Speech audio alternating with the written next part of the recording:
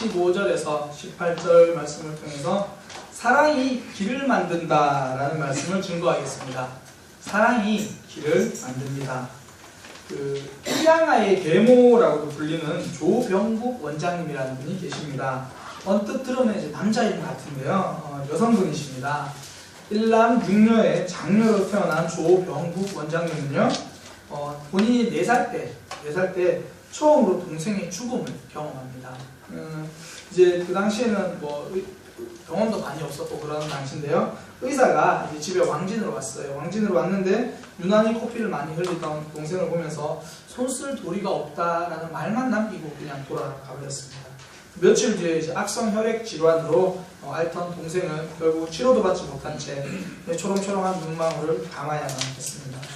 그 후 6년 뒤에요, 또 우리 조병국 원장님의 둘째 동생마저도 홍역과 폐렴으로, 홍역에다 폐렴까지 더해져가지고 세상을 떠났습니다. 그 당시에는 이렇게 의술이 참 이렇게 일상생활과 멀던 그런 시절이었습니다. 그런 가운데 이 어린 마음에 이 조병국 원장님은, 그러니까 그 당시 그냥 조병국 소녀겠죠. 의사에 대한 간절한 소망이 생긴 겁니다. 내가 내 동생 같은 아이들을 난 정말 치료하고 싶다. 그렇게 꿈을 키워가던 과정에 이제 6.25 전쟁이 발발하게 되고요. 그때 조병국은 여고생이었습니다. 전쟁 통에 동생들의 손을 잡고 피난 가고 이렇게 여기저기 다니면서 길거리에 죽어가고 있는 사람들 많이 본 겁니다. 그러면서 다시 한번 이제 손을 굳게 쥐면서 다짐합니다. 내가 의사가 되겠다. 저 죽어가는 생명들을 살려내는 의사가 되겠다. 이제 그렇게 다짐합니다. 그 후에 우여곡절 끝에요. 1963년 연세대 의학대학 세브란스 병원에서 소아과 전문의 자격증을 따게 됩니다. 두 동생의 죽음을 보면서 그녀가 선택한 것은요, 원망이나 불평이 아닙니다. 변화였습니다. 현실을 바꾸고 싶다, 달라지게 만들고 싶다, 변화를 선택했다는 겁니다. 많은 사람들이요, 어려운 일을 만났을 때 제일 쉽게 선택하는 것이 원망입니다. 불평하고 원망을 합니다. 저 사람 때문이다, 아내 때문이다, 남편 때문이다, 탓을 하는 길을 선택합니다. 이게 제일 쉬운 길이거든요. 그러나 이렇게 쉬운 선택을 하는 데는요, 아무런 능력이 나타나지 않습니다. 그런데 조병국 원장은 원망을 선택하지 않고 변화를 선택했습니다. 동생을 사랑했기 때문이고요. 또한 동생뿐 아니라 질병으로 죽어가는 많은 어린이들을 보며 사랑했기 때문입니다. 사랑이요, 움직이게 만듭니다. 사랑이요, 변화를 만든다라는 겁니다. 변화시키고 살 길을 만들어냅니다. 이후에도요, 이 조병국 의사 선생님은 아이들을 많이 치료하는데 그 당시 너무 환경이 어려우니까요. 1960년대니까 뭐 가난하고 굶주리고, 그러니까 영양실조가 그냥 말도 못하는 거죠. 병원에 아이가 와도 2달 동안 칼로리 주사를 계속 놔도 아무런 변화가 없는 겁니다.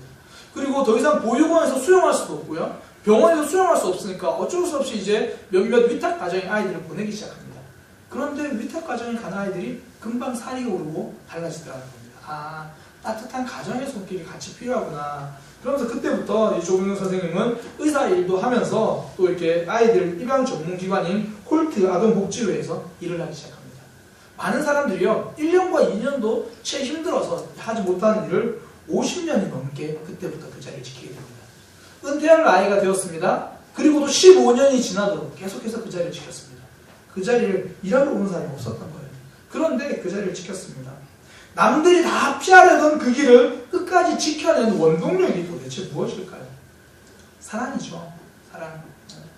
그곳에서 수많은 아이들, 내 동생이 죽었던 것을 보면서, 많은 아이들이 죽어가는 것을 보면서 그 사랑하는 마음으로, 그 사랑의 마음이요, 죽음의 길에서 생명의 길로 바꿔가는, 그 사랑의 마음이요, 절망의 길에서 소망의 길로 바꿔간 겁니다. 오늘 본문에 룻이라는 사람이 등장하는데요, 이 룻도 그런 사람입니다. 사랑으로 새로운 길을 만든 사람입니다. 오늘 본문에 나오는 룻의 상황은요, 딱 한마디로 말하면 절망입니다. 절망. 남편이 죽었거든요. 그런데 의지할 길이 없습니다. 자기 남편만 죽은 게 아니라 쉽게 말해서 시아버지도 돌아가셨습니다. 그 이제 시어머니가 나오미인데 나오미의 남편도 나오미도 남편 이런 그 상황입니다. 제가 지난주에도 룻기를 함께 말씀을 드렸는데요. 상황이 그렇습니다. 이스라엘 백성인 엘리멜렉과 그의 부인 나오미가 두 아들을 데리고 모압이라는 곳에 들어가죠. 그런데 거기서 엘리멜렉도 죽고요, 두 아들도 죽습니다. 그러니까 세 남자가 다 죽어버리고 살아남은 사람은 나오미하고 두 며느리, 그러니까 그 여인만 3명 이렇게 남은 겁니다. 지금도 그렇지만요, 남편이 세상을 떠난다 이런 건 경제적으로 매우 어려워지는 상황이 되는 겁니다. 당시에는요, 어려워지는 정도가 아니라 살 방법이 없어집니다. 사랑하는 사람이 죽었는데 슬퍼할 겨를조차 없다는 겁니다. 당장 먹고 사는 문제가 바로 코앞에까지 온 겁니다. 그러다 보니까 나오미가요, 하는 수 없이 고향으로 내려가려고 합니다. 이 심정을 혹시 아시겠습니까? 모든 것을 다 잃어버리고 방법이 없어. 그냥 무작정 고향으로라도 내려가보자, 그런 마음으로 가는 겁니다. 그런데 그렇게 고향으로 내려가려고 하니까 두 며느리가 마음에 쓰이는 겁니다. 그래서 둘을 불러다가 이렇게 이야기를 하는 거죠. 나는 뭐 어쩔 수 없으니까 이제 고향 땅으로 일단 가보려고 한다. 고향 땅 이스라엘로 가려고 하는데 너희도 그만 너희 친정으로 돌아가고 너희 민족으로 돌아가서 새 출발해라. 나랑 같이 있으면 고생밖에 안 한다. 괜히 엄한 고생하지 말고 돌아가라. 이게 나오미는요, 며느리에 대한 배려고 사랑입니다. 보세요, 나오미도 사랑하는 마음이 있으니까요, 며느리들에게 살 길을 열어주고자 하는 겁니다. 저는 우리 주위에 많은 리더들이 이런 사람들이었으면 좋겠어요. 내가 원하는 대로 사람을 끌고 가는 것이 아니라 그들에게 살 길을 열어줄 수 있는 사람, 살 길을 제시해 줄 수 있는 사람. 시어머니 나오미가 그렇게 이야기한 겁니다. 그 말을 들은 이제 두 며느리 중에 한 명은요, 이제 오르바라고 하는 며느리는 뭐 슬퍼하는 마음이 있었지만 그래도 이제 떠나서 자기 친정으로 가게 됩니다. 그런데 룻은요, 떠나지 않고 끝까지 함께 하겠다고 하는 겁니다. 지금 룻이 그 시어머니 곁에 있으면 뭐 소망이 있다, 뭐 먹을 게 있다 이래서 있는 게 아니고요, 힘든 자리, 고생의 자리라는 걸 압니다. 그런데 그걸 선택한 겁니다. 룻은 쉬운 선택을 하지 않았습니다. 편한 선택을 한 것이 아니라 사랑을 실천하는 자리를 선택했다는 겁니다. 신학적인 이야기를 조금 하면요, 이 룻기, 오늘 우리가 보고 있는 룻기를 몇 주간 좀 살펴볼 건데요, 이 룻기의 주제는요, 사랑입니다. 사랑. 근데 사랑이라는 게 연인 간의 뭐 LOV, 러브 이런 사랑이 아니고요, 히브리어로 말하면 저 히브리어 잘 못합니다. 잘 못하는데 그 히브리어로 말하면 헤세드라고 하는 사랑이에요. 이게 어떤 의미냐면 우리나라 단어로 좀 번역을 하면 긍휼, 자비, 뭐 그런 사랑이니까 그러니까 안타까움을 담았는데 내가 할 바와 도리를 좀 책임지는 그런 의미의 사랑이라는 겁니다. 그게 룻기의 주제입니다. 나오미도 보세요. 나오미도 며느리들에게 헤세드를 베풀어 주죠. 어떤 사랑인가요? 떠나라. 이게 나오미식의 사랑인 겁니다. 너희가 살 길을 찾아가라. 그렇게 사랑을 베푸는 거죠. 자기와 함께 있으면 고생이 되니까 떠나라고 말하는 겁니다. 이게 나오미도 사랑을 베푼 겁니다. 그런데요, 룻은 어떻게 합니까? 룻도 시어머니에게 이 헤세드를 다 합니다. 어떻게 해요? 저는 따라가겠습니다. 이게 룻에게는 사랑인 겁니다. 함께 가면 분명히 고생 끼는 걸 아는데 그 길을 갑니다. 룻이요, 이런 힘든 선택, 고생되는 선택을 한다는 겁니다. 무엇 때문에요? 사랑 때문에요. 그 어머니에 대한 헤세드를 다 하고자 가는 겁니다. 그런데 힘들게 갔는데 나중에 보면요, 이 룻의 길이 열립니다. 그 어머니 따라 갔더니 나중에 결론적으로는 그 인생이 달라지고요, 어려움에서 벗어날 뿐 아니라 이 룻의 자녀를 통해서 룻이요, 나중에 이스라엘 최고의 왕인 다윗 왕의 증조 할머니가 됩니다. 그러니까 룻의 후손을 통해서 다윗 왕이 태어난다는 겁니다. 많은 사람들이 인생길이요, 여기서 갈라집니다. 고난과 어려움을 만났을 때 원망과 불평하며 남을 탓하는 사람들이 있는가 하는 반면에 어려움과 힘듦을 만났을 때 내가 해야 될 바, 사랑에 최선을 다하는 사람, 내 자리를 지킬 줄 아는 사람, 내 사랑을 실천하는 사람, 이 두 모습으로 갈라진다는 겁니다. 남 탓하는 사람은 여전히 남 탓하는 삶을 살아갑니다. 그러나 사랑에 최선을 다하는 사람은 길이 열리는 인생 살아간다는 겁니다. 앞서 살펴본 조병국 원장이라는 분, 끝까지 책임지려는 사람이었죠. 아이들에 대한 사랑, 그 생명 책임지겠다. 그래서 은퇴한 이후에 계속해서 그 일을 하고 있는 겁니다. 이런 사람들이 길을 만드는 사람들이죠. 이런 사람들이 세상을 변화시키는 사람들입니다. 제가 아는 집사님 중에 한 분이요, 자녀 문제로 상당히 고생을 한 분이 있습니다. 처음에 몰랐어요. 다른 교회에 딱 오신 분이라서 잘 몰랐는데 나중에 이런저런 대화할 기회가 있어서 대화하다 보니까 그런 얘기를 해주시더라고요. 그러니까 아들이 가출도 하고 학업도 다 마치지 못했다라고 합니다. 그런데 이제 막상 아들이 그렇게 엇나가기 시작하니까 그 집사님이 정신이 번쩍 들더라는 거죠. 내가 이래서는 안 되겠다. 그러면서 아들에 대한 태도를 이제 바꾸기 시작합니다. 그전에는 사랑이라는 이름으로 강압적인 엄마였는데요. 이제는 자녀를 기다려줄 줄 아는 엄마로 바뀐 겁니다. 그 계기로 아들의 마음도 더 깊게 알게 되기 시작한 겁니다. 그러니까 아들의 아픔이 견딜 수 없는 아픔인 줄 알았는데 넘어설 수 없는 아픔인 줄 알았는데 오히려 아들에게 엄마가 너를 사랑한다라는 사랑을 증명할 수 있는 기회가 된 겁니다. 그런 아픔을 통해 가지고 나중에 이야기를 들어보니까 이제 그 아들이 뭐 같이 다니던 그 교회는 아니고 다른 교회에 출석하고 있다는 그런 이야기도 들을 수 있게 된 겁니다. 아픔이 찾아오면요, 아픔이 찾아올 때 사랑으로 섬기면 오히려 사랑을 보여줄 수 있는 기회가 된다는 겁니다. 뭐 이제 우리 교회도 보면 이제 연령대가요, 보통 이제 한 5년, 6년 후에 되면 직장 은퇴하셔야 되는 분들이 참 많아요. 그러니까 다음 생에 준비하셔야 되는 분들 많거든요. 그때가 기회입니다. 어떤 기회입니까? 가족이요, 내 남편, 내 아내를 우리가 정말 사랑하고 존중한다는 것을 증명할 기회예요. 힘들고 어려울 때 우리 가족은 더 끈끈하다는 것을 증명할 기회가 되는 겁니다. 힘들고 어려운 순간이요, 사랑이 증명되는 순간입니다. 우리 청년들, 청소년들 그렇죠. 뭐 남들은 스펙 쌓느라 정말 열심히 공부하고 뭐 고3들 아니면 시험 기간에 주일날 가서 공부합니다. 그때가요, 남들은 저렇게 열심히 하는데 나는 뭐 하나? 아니요. 그때가 기회입니다. 내 인생은 하나님이 책임지신다. 나는 하나님 붙들고 있겠다. 하나님을 향한 내 사랑을 증명할 수 있는 기회고요. 내 믿음을 증명해낼 수 있는 기회입니다. 남들은 주일날 다 그렇게 다른 거 선택할 때 나는 하나님 선택하겠다. 이렇게 증명하는 겁니다. 항상 그래요. 우리 힘들고 어려운 순간이 있잖아요. 그때가 하나님을 향한 우리의 사랑을 증명할 기회입니다.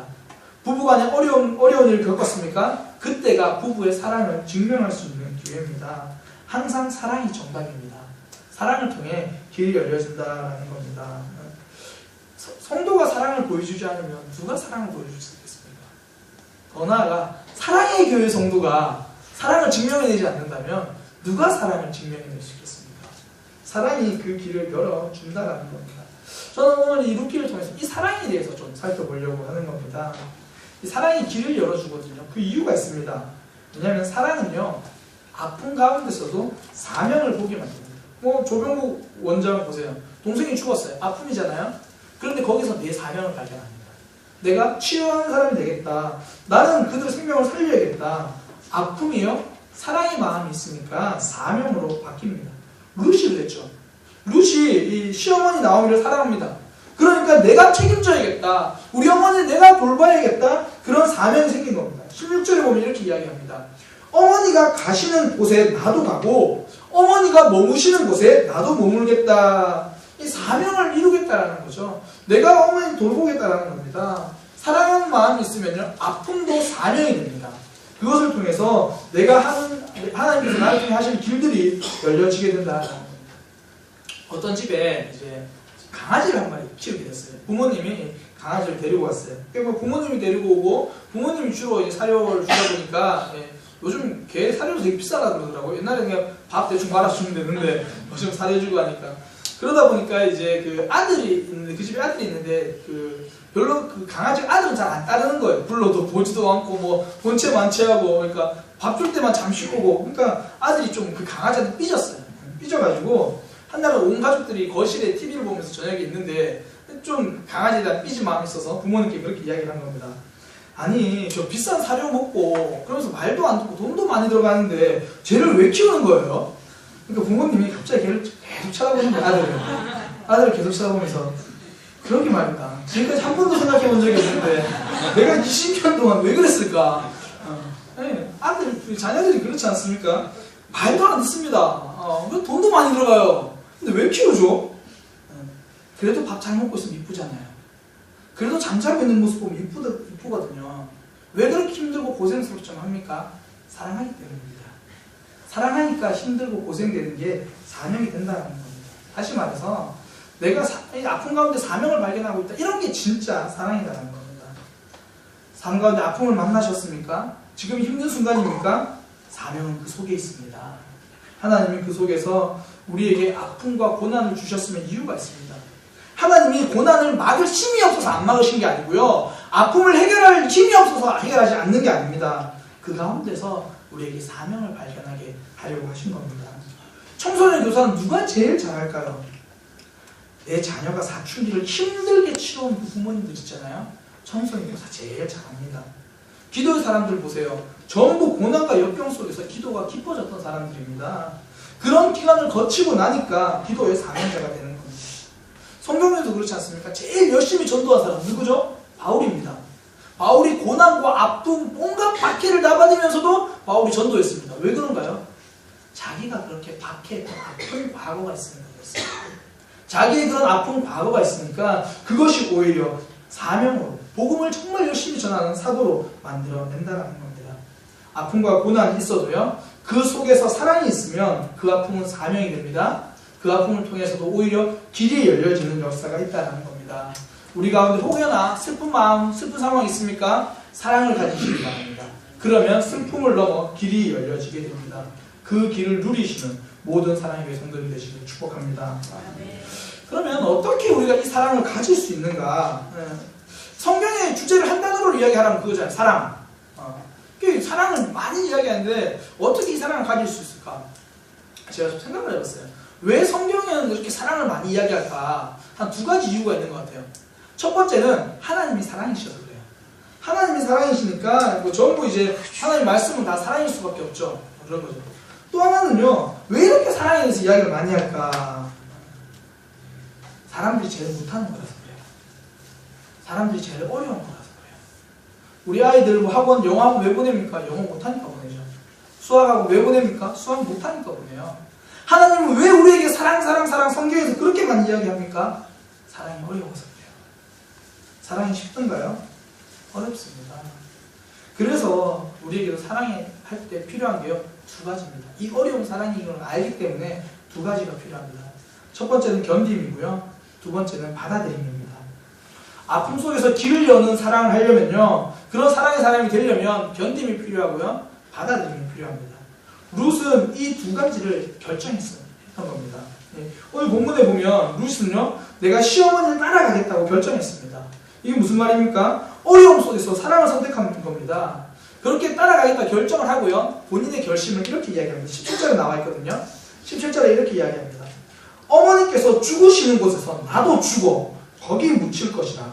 만일 내가 죽는 일 외에 어머니를 떠나면 여호와께서 내게 벌을 내리시고 더 내리시기를 원합니다.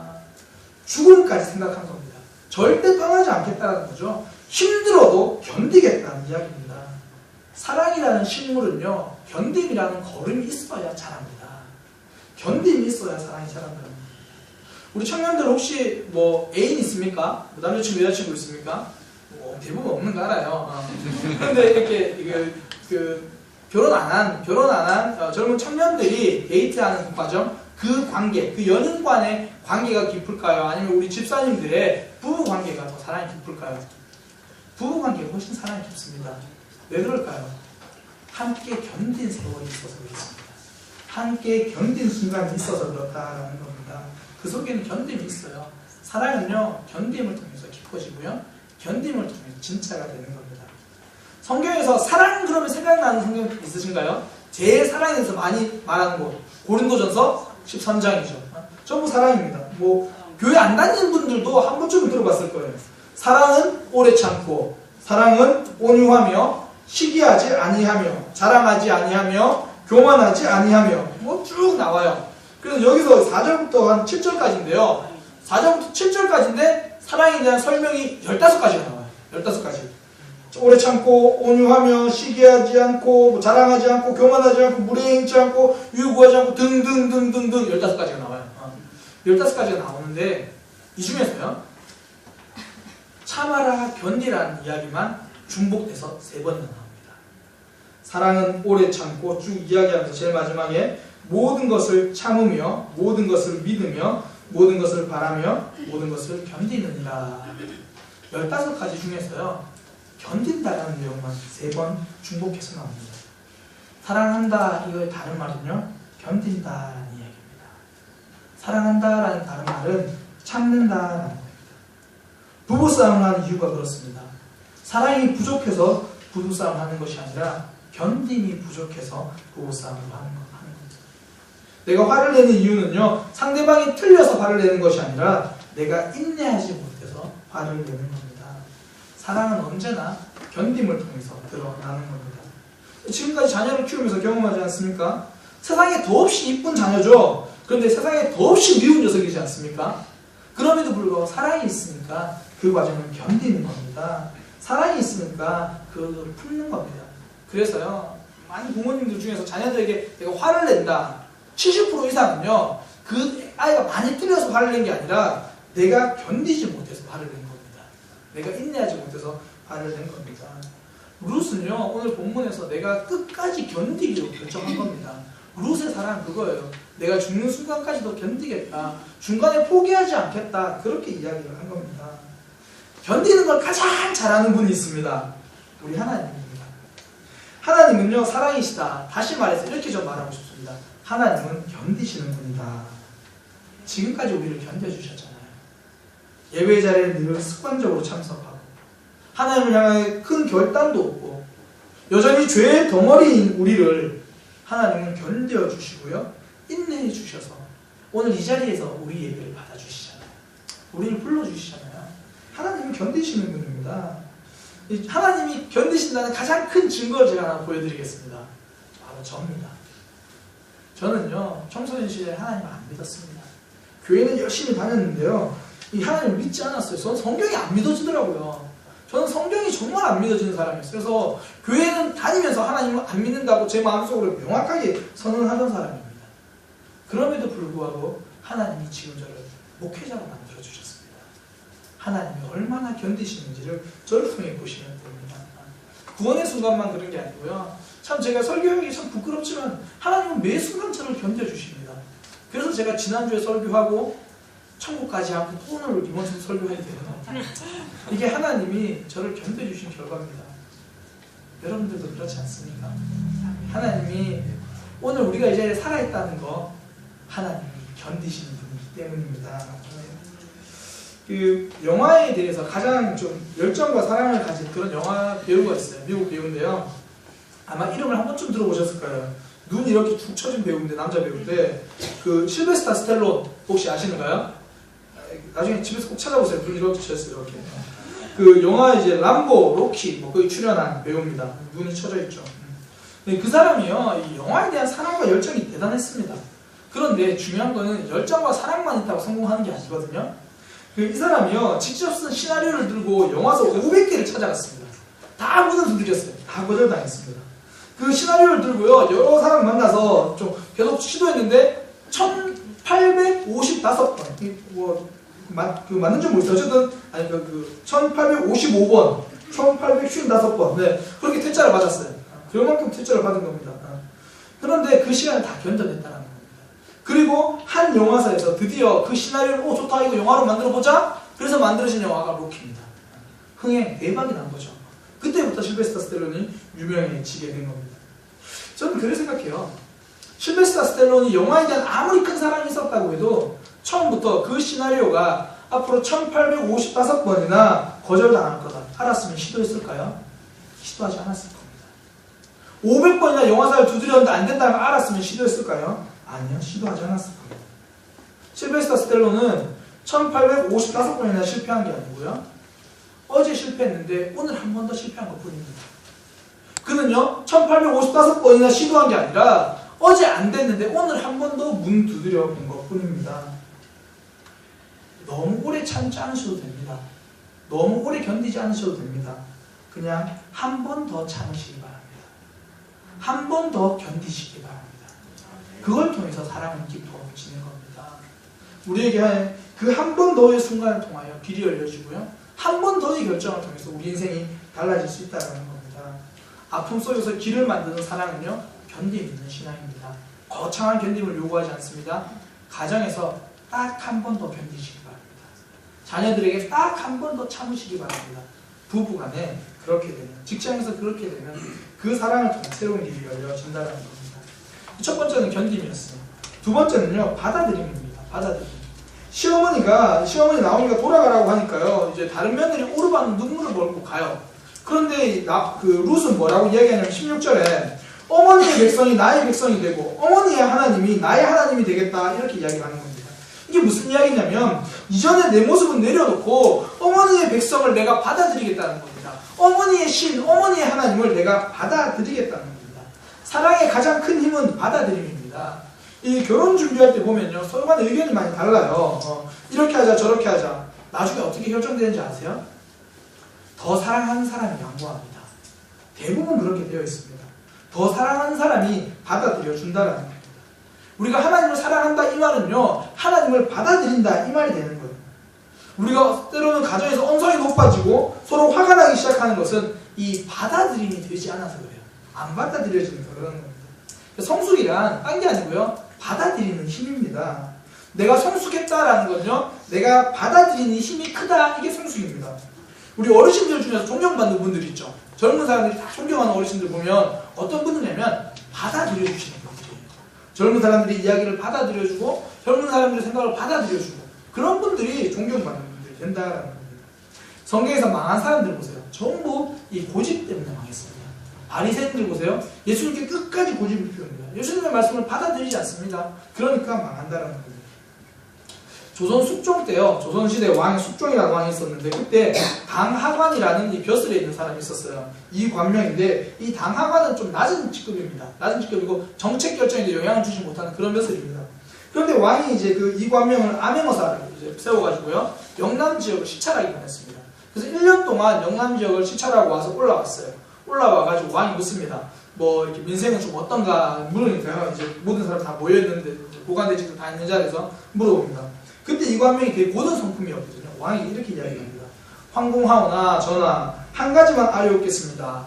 제가 통영 지역에 가니까 섬이 하나 있는데 무슨 일인지 되골의 후궁의 한 분의 소유로 그 섬이 되어 있었습니다. 그러다 보니까 그 후궁이 많은 그 자기 재물을 위해서 그 섬에 많은 사람들을 너무 심하게 수탈을 합니다. 백성들의 궁핍을 차마 눈으로 볼 수 없는 지경입니다. 그러니까 이제 숙종이 왕이 벌컥 화를 내는 겁니다. 아니 내가 후궁에게 섬 하나 준 게 그렇게 큰 잘못이냐, 그걸 꼭 이 자리에서 이야기를 해야 되겠느냐, 그렇게 말을 해버린 거예요. 그러니까 이 궁의 분위기가 싸늘해진 겁니다. 그럼에도 불구하고 이 관명은 조금도 굽히지 않고 이렇게 말합니다. 신은 어사로서의 어사라는 그 직분 사명을 받고 밖으로 1년 동안 나가 있었습니다. 그런데 전하의 지나친 행동이 이 지경에 이르도록 누구 하나 전하에게 잘못됐다고 말하는 사람이 없다라는 것은 먼저 저를 비롯해서 모든 신하들을 벌하여 주옵소서, 이렇게 이야기를 합니다. 그러니까 숙종이 지금 모든 신하들이 있는데 창피를 당한 거죠. 그러니까 숙종이 갑자기 이렇게 얘기합니다. 승진은 들어, 나의 정교를 그러니까 받으라, 그러면서 이제 명을 하는 겁니다. 그래서 많은 신하들이 이제 큰 벌을 이제 병을 치겠구나 생각을 한 겁니다. 그때 이제 왕이 이렇게 말합니다. 전 수의여사 이관명에게 부제학을 제수하노라. 갑자기 차관급으로 올려버렸습니다. 그 놀란 거예요. 근데 그 자리에서 또 말합니다.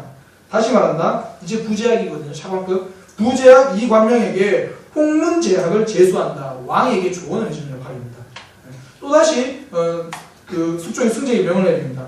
홍문제학 이관명에게 예조 참판을 제수한다. 똑같은 차관급인데 이건 정책 결정에 바로 결정을 내리는 그런 겁니다. 그러면서 숙종은 이관명을 불러서 이렇게 말합니다. 경의 간언으로 인해서 이 과인이 그동안 잘못을 깨달았다. 앞으로 이 같은 신념이 있으면 나에게 언제든지 이야기를 해라. 받아들인 겁니다. 받아들인다는 건 다른 게 아니에요. 자기의 허물을 볼 줄 아는 겁니다. 자기의 허물을 볼 줄 아는 게 받아들이는 겁니다. 룻은요, 내가 어머니 하나님을 받아들이겠다는 것은 내가 이전까지 우상을 섬기고 있던 내가 잘못된 신들을 버리겠다는 겁니다. 내가 틀렸다는 거 인정하는 겁니다. 뒤를 만드는 사랑은 다른 게 아닙니다. 상대의 허물을 보지 않고 내 허물을 보는 겁니다. 그럼에도 불구하고 우리의 눈은 악해가지고요, 상대의 허물이 먼저 보입니다. 그때 상대의 허물이 하나 보이면 내 허물을 꼭 2개 이상 찾아내시기 바랍니다. 그것이 받아들이는 모습입니다. 사랑은요, 견딤과 받아들임을 통해서 자라나게 되어 있습니다. 이거 정말 잘한 분이 예수님입니다. 예수님은 우리의 연약함을 견디셨고요, 십자가를 받아들이셔서 우리에게 구원의 길을 열어주셨습니다. 우리는 누구나 아픔과 슬픔을 겪을 때가 있습니다. 그때 가장 쉬운 방법은 원망하는 겁니다. 가장 쉬운 방법은 불평하는 겁니다. 그때 어려운 게 사랑하는 겁니다. 그 사랑이 어려운 이유는요, 견딤이 있어야 돼서 그렇습니다. 그 사랑이 어려운 이유는요, 받아들임이 있어야 합니다. 내 허물을 돌아볼 수 있어야 한다는 겁니다. 그래서 우리가 이런 연약함들을 좀 고백하고요, 하나님을 붙잡고 가는 수밖에 없어요. 하나님, 나는 안 됩니다. 나는 연약합니다. 주님, 나를 인도하여 주옵소서. 마음이 상한 자를 고치시는 그 하나님이 나를 주관하여 주옵소서. 내가 주의 길로 갈 수 있도록 주님 인도하여 주옵소서. 내 삶에서 새로운 일을 행하셔서 하나님과 동행하는 삶이 되게 하여 주옵소서. 우리 이런 가사가 있는 찬양을 좀 함께 하겠습니다. 마음이 상한 자를.